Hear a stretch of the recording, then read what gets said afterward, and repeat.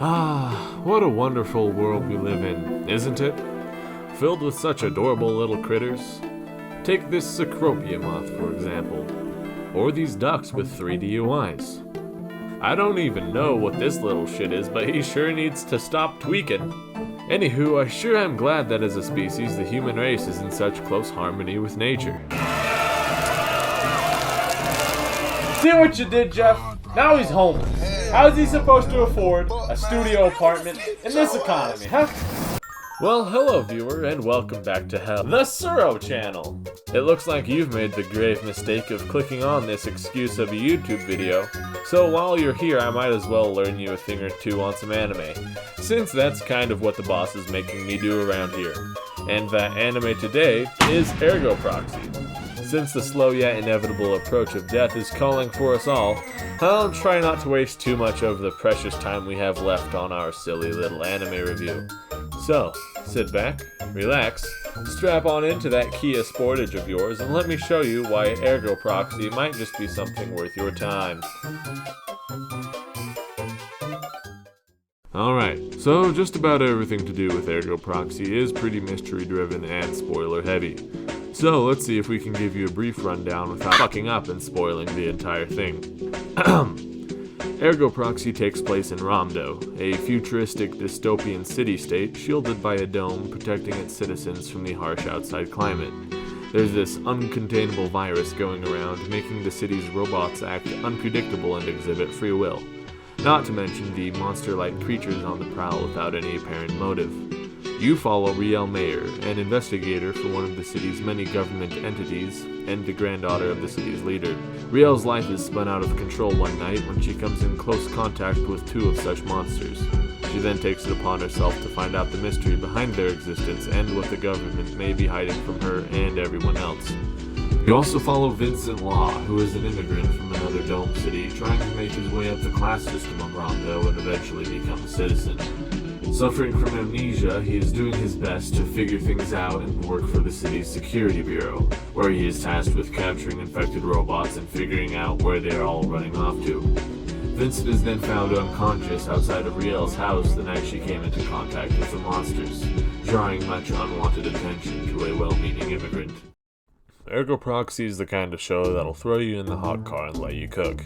For a story told in around 20 episodes, so much is going on in the background that it easily feels like it could be told in 80. Our characters actually develop a pretty good amount, and many of the background characters who I assumed were there for single plot points were actually very involved in the overarching story.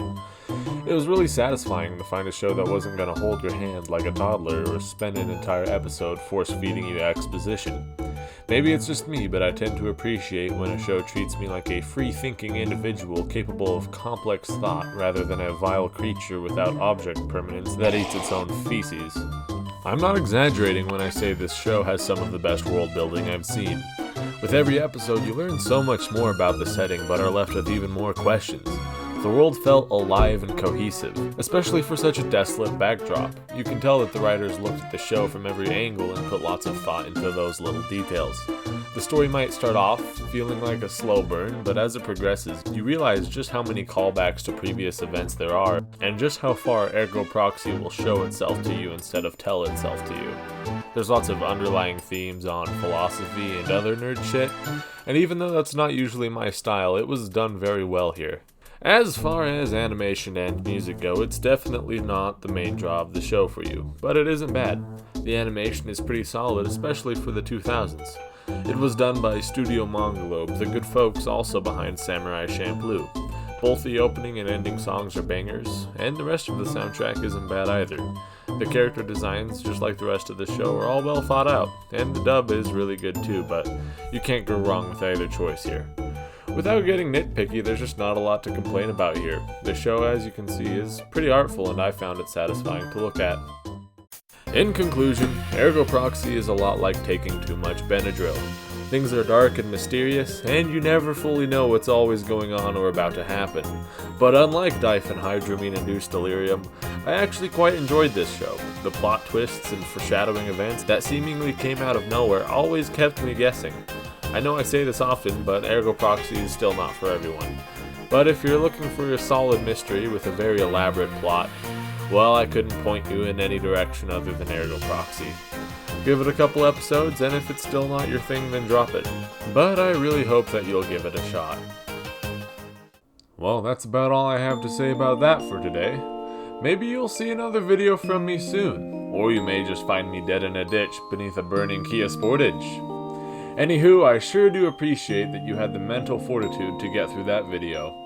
In the meantime, I'm gonna be every other clout-starving nobody on this godforsaken website, and remind you to click the buttons that grant me those dopamine points. Thanks again for tuning in to hear me ramble about another anime, and I really hope both of us will be here next time. So, see you later, and cheers!